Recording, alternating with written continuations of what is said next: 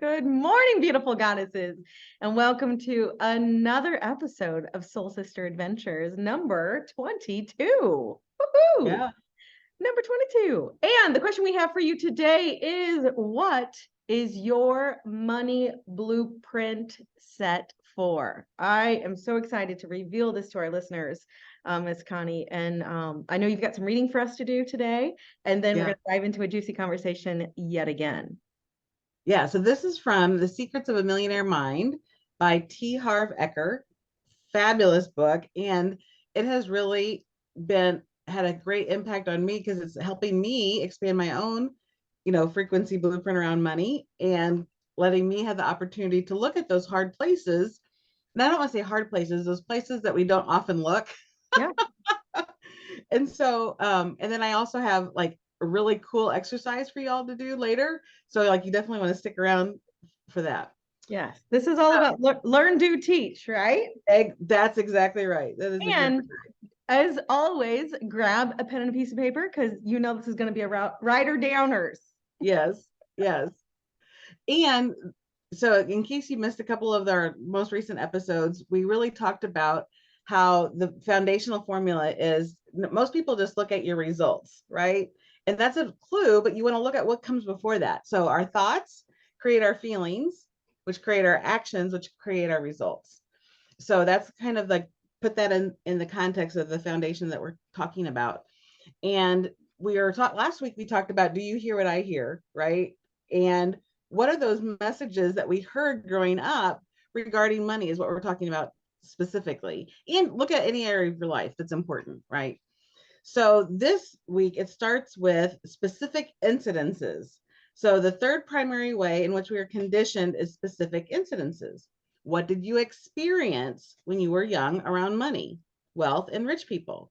These experiences are extremely important because they shape the beliefs, or rather the illusions, you now live by. And so he goes on to a story, I'm just going to paraphrase this, about his wife when she was young. And she would hear the ice cream truck come in the subdivision, and she would run to her mom, and ask for a quarter. And her mom would always reply, "Sorry, dear, I don't have any money. Go ask dad. He's got all the money." Okay. So then she'd go ask her dad. He'd give her a quarter. She'd go get the ice cream and experience pleasure. Right. So what do you think she took away from that?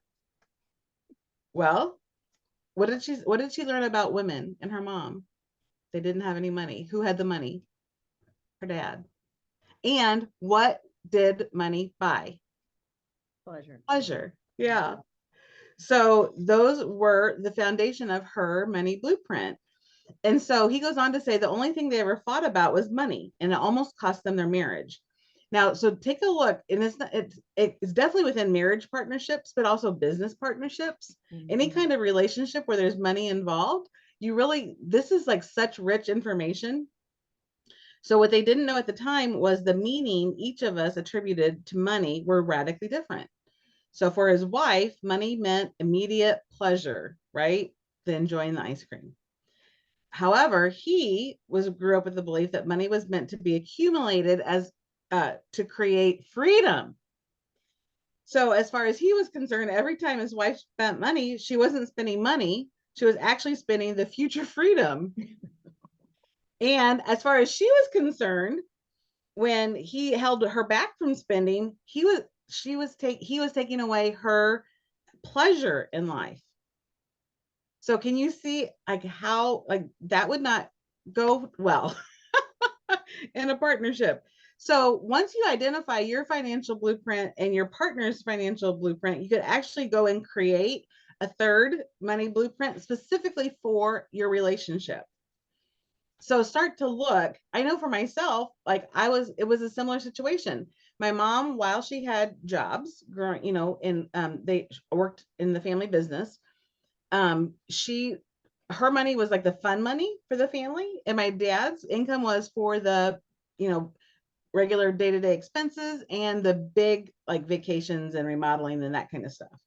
And so looking in my own life, I could totally see how that has been my part of my financial blueprint. Do you see anything, Shannon? I know we get to experience it first, don't we? Well, we might need 95 episodes to divulge this one, but I'll try to keep it precise, right? Yeah. Well, money blueprint, and ladies, we can laugh at this, right? We've done a lot of work. We continue to do the work around this, right? Well, right. And we talk about blameless discernment. Right. There is nothing wrong here. And Right. consider, the ice cream truck just came down the street. She is the one that made something up, whether she knew it or not. Oh, for sure. So what there is to learn about that is you really have to slow down and be like a conscious observer of your life. And that's when you can begin to distinguish the patterns, right? And of course, working with a coach, you're going to see it. Like, I actually don't know that you can do this work on your own. I think having someone assist you in the journey, because if we already knew it, we would have changed it, right? Yeah. Yeah. So we can't be a part of the solution if we are the problem or part of the problem. So yeah. So it's so funny. I love when we were having this conversation earlier in the week. Yes, my mom was always the breadwinner, always the one that was quote unquote bringing home the bacon and working very, very hard, and almost wore it as a badge of honor, working 2 or 3 jobs. And for the first 18 years of my story, if you've ever heard it, like, I literally was a complete blueprint of that. Like, not even aware that I was doing it. I was just doing it. That's what you knew. It's what I knew. As a means of survival and what seemed like success. However, it wasn't my success. It wasn't fulfilling for me. The other things that I could see is when my mom and my dad were married, when I was a young child, my dad went into sales, and he struggled and it wasn't good. And so I can see now, observing that, like, it was risky, or, I don't know, but there was something always about my dad, like, glittered, I mean, it really lit him up. And then I think years and years and years, and then on some level, whether it be for him or for my mom or for them together, it did not work. And he ended up, quitting sales and going and working in a warehouse. And that was based on his blueprint. Based on his blueprint. Yeah. From his unconscious mind. It's From all his unconscious mind. Yeah. Yeah. And then I could remember things about my grandparents, right? So my grandpa always, he was like, I mean, if you met him, you would think he was some high roller, right? I mean, always eating filet mignons, always handing out 20s to the waitresses, always back in the day. Back in the day, we're talking. Right, like in the 80s. Like, yeah. Driving Cadillacs, and he was a business owner. I think they had a trucking company or something. I don't even know. And then I also remember my grandmother. This is interesting, and maybe it infused into why I actually went into accounting. Like, she was one of the first women to be in, so she would work in these like computer rooms. Like the computer was actually like the size of an entire room back in the day, right? And they had these little punch cards. So again, my blueprint was like, oh, this is my grandmother is like paving the way for women. I mean, like, so no accident. So if you look at my life, that is what is weaved in. Thank you, Grandma. Thank you, Grandma. Right. And I can see, without all the training and development that I have been through, and all the patterns and beliefs that I have broken, and all the recalibrations and, work that I've done to create my life, after distinguishing those patterns, most people, I don't know if you know my story, but like, I was broken in every area of my life because I was living a life that did not serve me.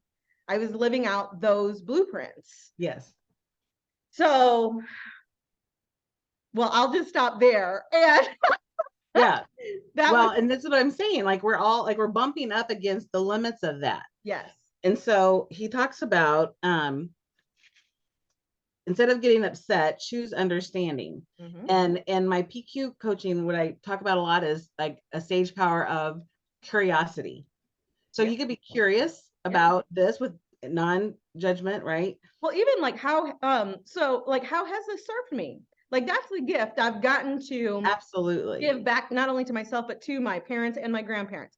Thank you so much for the gift of fill in the blank. Thank you so much for, me seeing stability. My mom provided, hard work, determination, and stability is gifts for my mother.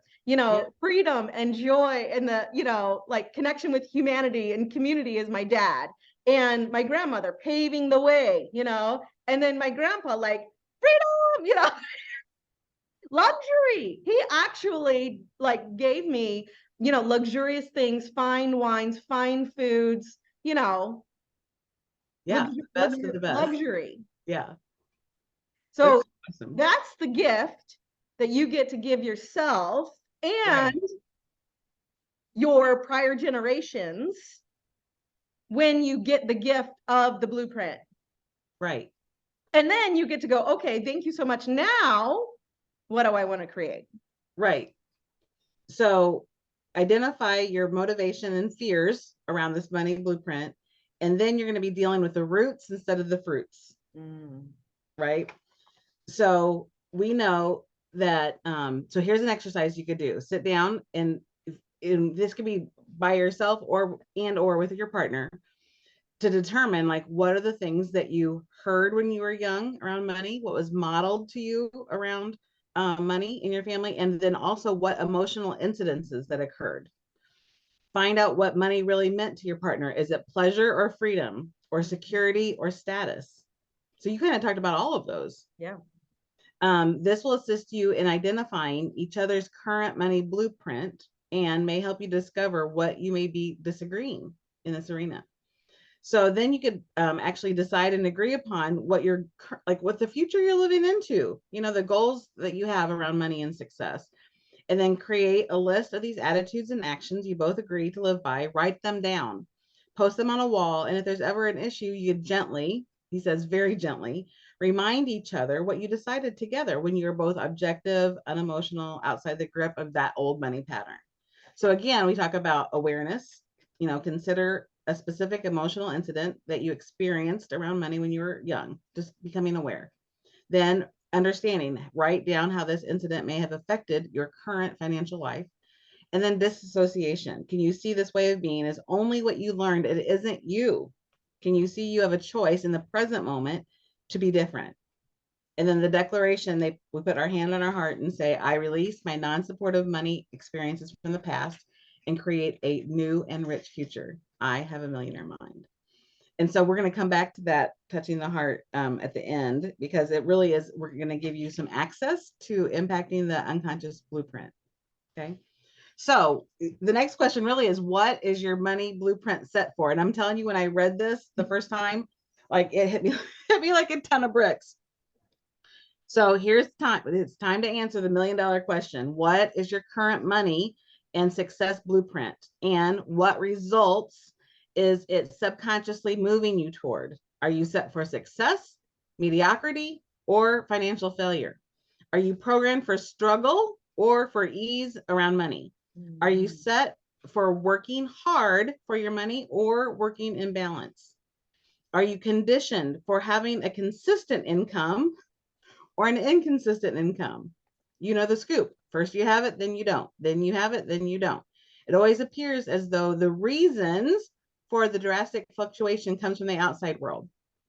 And I will tell you, like, I grew up with entrepreneurs. My parents own their own businesses. So I experienced that. Like sometimes we had it, sometimes we didn't. Then we had it, and then we didn't. So big surprise, I grew up to be an entrepreneur and had that same cycle. So this was his story. I had a great paying job, but then the company folded. Then I started my own business and things were booming, but then the market dried up. My next business was doing super, but then my partner left. So don't be fooled. This is your blueprint at work. Are you set for, this was like, pay attention. This is so good. Are you set for having a high income, a moderate income, or a low income? Did you know there are actual dollar amounts for which many of us are programmed? So are you set for earning $20,000 to $30,000 a year, $40,000 to $60,000 a year, $75,000 to $100,000 a year, $150,000 to $250,000 a year or more? So he tells a little story about some guy came to one of his workshops and said, I make $500,000 a year. Like, what's in it for me? What is this in it for me? And he asked him, and he's like, well, why aren't you earning $2 million a year? Mm-hmm. I told him that the program was for people to reach their full financial potential, and asked him to consider why he was stuck. Wouldn't that be great? Like, you're stuck at 250, 200, no, you're stuck at $500,000 a year. Yes, please. Yes. So guess what? He took this learning on and went on to be at $2 million a year. And then he was at $2 million a year, and he decided, I need to review this information again. And then he got to $10 million a year. It's money is, like we talk about it, how it's currency. It moves. It's meant to be moving. Yes. Like the current, right? And so what this conversation really is about, are you optimizing your full financial potential? You know, and you could be asking, well, I don't need $10 million a year. Well, there's a clue to the ceiling that you're living with, right? So with more resources, you can do more things out in the world. So if you hear, like, in that little itty bitty shitty committee in your mind saying $10 million is a little excessive, now you know your limit, or half a million dollars a year is too much. Now you're starting to identify where the lid is, right? Mm. So he goes on to talk about, I'm going to skip ahead. So your money blueprint will determine your financial life, even your personal life. So if you're a woman whose money blueprint is set for low, chances are you'll attract a man who is also set for low, so you can stay in your financial comfort zone and validate your blueprint. If you're a man who is set for low, chances are you're going to attract a woman who is a spender and gets rid of all your money, so you can stay in that financial comfort zone and validate your blueprint. Most people believe the success of their business is primarily dependent on their business skills and knowledge, or at least their timing of the marketplace. I hate to be the one to break it to you. That's la la land. It's another way of saying, nope, that's not it. How well your business does is the result of your money blueprint. You will always validate your blueprint. So if you have a blueprint that's set for $100,000 a year, that's how well your business is going to do. Now, if you're a salesperson and your blueprint set for $50,000 a year, and somehow you make a huge sale, right? And so one year you are at 90. Typically what's going to happen is that the next year you're going to have a crappy year, so it's going to balance out.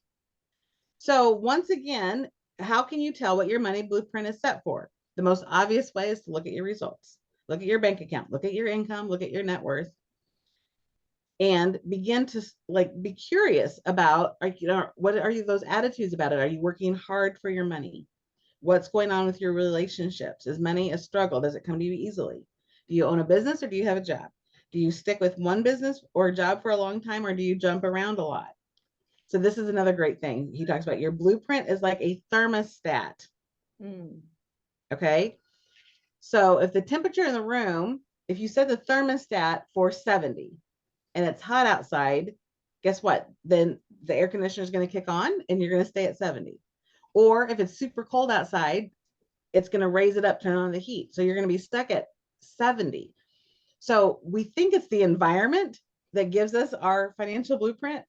So you're not the thermometer, you are the thermostat. And the thermostat can be changed regardless of what the thermometer says. So here's one of his wealth principles. The only way to permanently change the temperature in the room is to reset the thermostat. In the same way, the only way to change your level of financial success permanently is to reset your financial thermostat. So once again, it's the simple arithmetic. Your income can only grow to the extent that you do.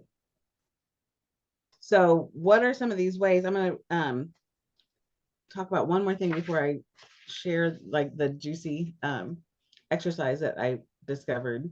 So we talked about the first element is awareness, right? And then most of us believe we live our lives based on choice. That's not really true. Even if we're really enlightened, we might make a few choices along our average day that affect our awareness of ourselves in the present. But for the most part, we're like robots running on automatic, ruled by our past conditioning and those old habits. That's where consciousness come in. Consciousness is observing your thoughts and actions so that you could live from true choice in the present moment rather than being run from programming in the past. I'm going to skip ahead a bit. So you can see that when you're detached from it, you can see that you are not the recording, but you're the recorder. You're not the content in the glass, but the glass itself. You're not the software, you're the hardware. So genetics may play a role, spiritual aspects may come into play, but much of what shapes who you are comes from other people's beliefs and information. I'm going to read that again. Much of what shapes who you are comes from other people's beliefs and information. That like hit me. Because I think, I'm 51 years old. I've had a lot of training, and I think like it's all my current stuff. And looking at my results, it's not. So, no thought lives in your head rent free. So you're either going to have a thought that's either an investment or a cost. So which thoughts are you having that are an investment? Which thoughts are you having that are a cost? I thought that was really good. Yeah. And nothing has meaning except for the meaning that you give it. That's true. Wow. Yeah. So the question is, how do rich people think and act? We're going to be covering that next week.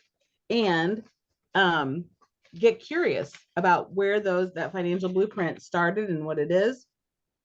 So I follow Greg Braden, who is one of my favorite leading thought people.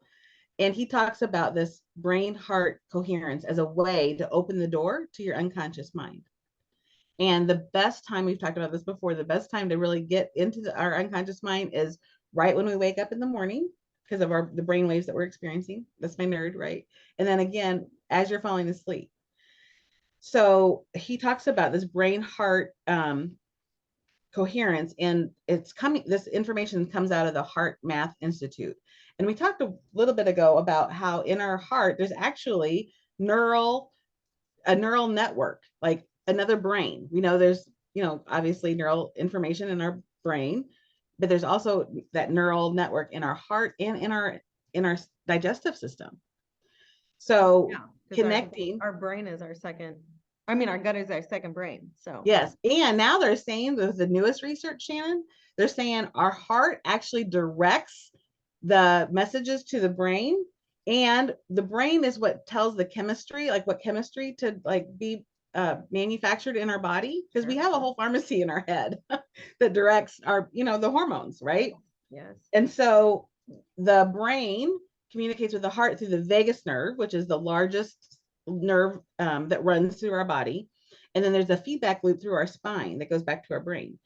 And so this simple exercise. So first he says, touch your heart. So how do you know you're living from your heart and getting connected to your heart? Well, where attention goes, that's where energy flows. So touching the heart, like actually touching your heart and drawing your body's attention to your heart. And then he says the next step is to take some slow breaths, like breathe at least in for 5 seconds. Because here's the deal, like we do not breathe slowly when let me say it this way, we only breathe slowly when we know we are safe. Yeah. And we want to get into that safe space. So touch your heart, breathe slowly. And then he said they've identified 4 key emotions to generate to help access our unconscious mind. Now, I think they're connected. So there's gratitude and appreciation. To me, they're pretty much the same thing. The other 2 are care and compassion, which to me is kind of the same thing. So I say to get into heart coherence, take that deep breath and feel appreciation and compassion. And I say starting with yourself, breathe in and feel that compassion and appreciation towards yourself. And then you can start to put in the things that you are creating for your life. So that's what I've been doing, I will say, in the last week. And my dreams have been like I know things are happening in my unconscious mind because my dreams have been very, very vivid, and things are happening. Like we talked yesterday, money's coming in ways. Like I got a check from an insurance accident 12 years ago. 12 years from 2000. I got this check for almost $400, Yeah. and I was like, well, what is this? This is curious. What is this for? Yeah. And it was like the accident date was March 1st, 2011. I'll take it. It Right. cashed, you know? Yeah. So like things are starting to shift, like businesses, it's interesting. Yeah. So this is what we're learning, and we wanted to share it with you. Like Yeah. what else are you hearing, Shannon? Well, I experienced this back, well, it'd be what, 8 years ago now, when I hit my first six-figure year. Yeah. And I remember I was like physically sick. Like I knew six figures was like a glass ceiling for me.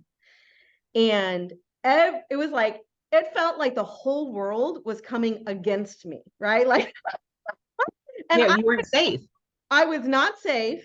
I was Yeah. physically sick. Um, my thoughts were on loudspeaker. You can't do this, you're not worth it, you're not enough, just the plethora. And I had to double down on my self-care, being in nature, all the frequency energy things that we do, all the woo-woo that we've been doing, The woo that we do. the woo-woo that we do. And it took, like, here's the kicker. There's like, I remember when I ran my like, if you can run 1 mile, you can run three, right? And I always equate everything I've like learned in business is you can actually bring it back to running, right? So like first you're I would not know. well, those who have ran or have tried to run, it's like first there is like this, you have this issue with your lungs, right? And then you have an issue with your legs, and then you have an issue with your mind. I mean, it's like if there is some like distinct areas of your body, and then it's like if you get one in alignment, like, okay, come on now, we're gonna get the lungs going. Then the other speaks up, right? Because everything is trying to take you out. Yeah. And so this exact same thing was happening with me in the business. And it was just extra deep breaths, do what you know to do, don't quit. Like that was like surround, like I had to like bring people in, Yeah. come on in, fill me up, because everything wants to take me out. I mean, I can like literally physically feel it right now. Yeah, I can see. You're And safe. say that again. You're safe. Right now, you're I safe. am safe right now, but like the neurology goes, holy cow, you weren't. Right. And I'm really clear. I was doing something in my mind for women, right? Because I'm in the roofing world. I mean, my goodness, what woman goes out into the roofing world? And I was really, let's go back to my grandmother, right? Yep. Paving away that, ladies, we can do anything we want. Yes. So it meant like so much to me to do that. And then the second year, right? What happened the second year was I did it in half the time. Like Yeah, it's the 4 minute mile it is phenomenon. a 4 minute mile. Yes. Once you do it, the neurology sets in. So then I become automatic, right? Second year it was automatic. So yeah, it is so. And if you can just get, like, that's what I think I want the listeners to hear the most is we are machines. Like we are like a computer, and you can reprogram, like you can literally take out the hard drive and put a new hard drive in. You can run new software. You get viruses. Like you have, when my body was going, woo, it's like, okay, we need to clear, delete, distort, like what is that? Control Alt Delete on a computer? Yeah, Control Alt Delete. Yeah. Yeah, Control Alt Delete, right? Like we need to reboot. And if we take on And at the core of that is our soul, right? Like our passions and our desires. Woo! That's, that's where I get fired up because so I the other thing I want to share about is it's interesting, this conversation, right? We just hit massive breakthrough in the water world, received massive bonuses, getting ready to walk the stage and receive all that. And so guess what? Guess what's bubbling up? A new money blueprint that I had no clue existed. Um, There's so no accidents. there are no accidents. And so there's a couple ways it could go, right? Like I could just get upset, throw my toys in the toy box and go home. Or I could go, oh, thank you, Jesus. This is a great opportunity to bust through another glass ceiling, because the moment that we see it, we can distinguish it and we can bust through that glass. And then that glass ceiling actually doesn't have to be there anymore. Yep. And so, we're just I'm dealing with massive car issues. Like we have 3 cars that we have spent, thousands of dollars on. And Tens of thousands of dollars. Say that again. Tens of thousands of dollars. And we're actually having to look at getting not just 1 car, but maybe 2. And so I used to, in the past, with the recently, I was like the sports car person, and then I got my happy car, right? The water car. And so now my values in my car have shifted to like it's a tool and it's branding and it's and you love it. It's fun. Yeah, like fun, So I am like I would just want to drive the car until the wheels fall off because it's wrapped and beautiful and, all that fun stuff. And so I'm probably just oversharing, but I really want our listeners to get, we're like never cooked. We're never done. And if you're willing, like I have done so much work, right? Yes, we have. And I just go, oh my goodness, I never saw this one happening. Thank you so much, universe. Because now, once we clear this, once we elevate through this, once we create a new paradigm for living life, we actually no longer have to be a victim, of these thoughts and behaviors and outcome. We can actually create something newly. Yeah. Well, and like you've heard me say this before, everything is a brain pattern and a frequency. Yeah. And nothing shifts until like you first are aware of where's the ceiling, what's, and is that a match to your desires? Mostly, probably not, can't be really. And then like the up level. And so I'm excited about this brain heart coherence exercise. We have all these different tools, and I've been, like I said, I've been using that every morning and every night. And things are like shifting and growing, and it's fun. It's like to me, it's like an experiment, Well, and it goes back to bringing your neurology, bringing your body, bringing your mind, bringing your thoughts, bringing your heart all into alignment, coming back to that. What is true for you? What is true for you? What is true for you? There's something else. Oh, so we were talking about, how often have you heard these people that hit the lottery? They get this huge influx of money, and then within a very short amount of time, it's completely gone. Well, that's because they never got the mindset training of a wealthy person, a millionaire. They didn't get the training ground, right? So here's the beautiful gift, ladies. If you're building a business, if you're an entrepreneur, consider that is your training ground. It is the journey, not the destination.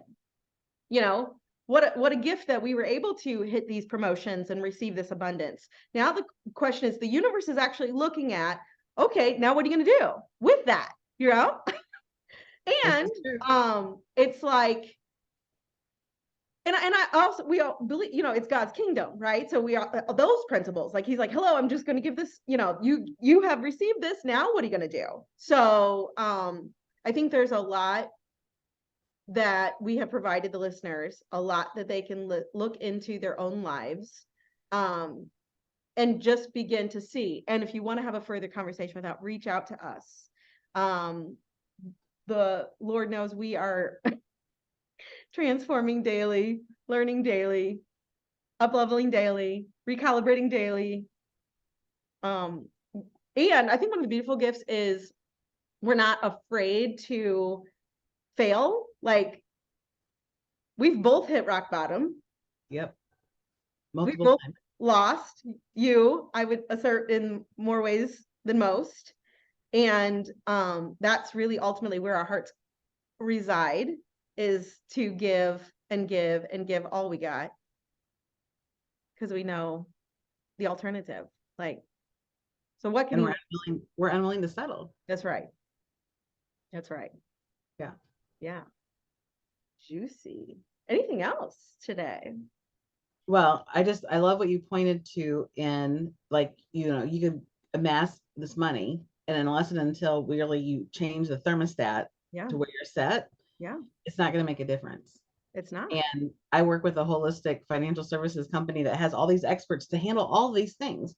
And on the team I'm working with, like, I'm like such a stand, like, we have to have mindset training. We have to, like, so I've like made myself the chief mindset officer of the company. Yeah.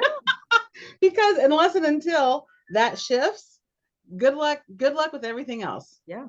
Just like the lottery, the statistics. I mean, it's the hard truth about that. Yeah. So Well, and I think that's maybe so unrelatable to people, like they say it, and I even said it today, like, oh, blasé. But where in your life have you received something? Let's just say it's Christmas money or birthday gifts, or somebody passed away and left you some, like, well, I know all these people, like when people were getting like the COVID checks. Yeah. And very few people invested that money. Most people went out and bought a doodad. Yeah. Widget. Yes. So it's based on your thermostat, your financial thermostat, where are you going to be? Yes. And you have the power to now alter and impact that. That's what I was just going to say. I was actually going to sing it out, like, you got the power. I was going to sing it out, though. Boom, boom, boom, boom, boom. Welcome to our world. Welcome to our world. All right, I think that completes for today. Ladies, I hope that you have been touched, moved, and inspired in an area of life important to you. This has been juicy and filled you up in ways you had no idea were even possible. Reach out to us, get into our Facebook group, Soul Sister Adventures on Facebook. Like it, tag it, post it, share it, and make a comment. Share it with your other besties that can get be impacted, be filled up by this conversation. And we will see you on the next episode. Get in the car. Get in the car.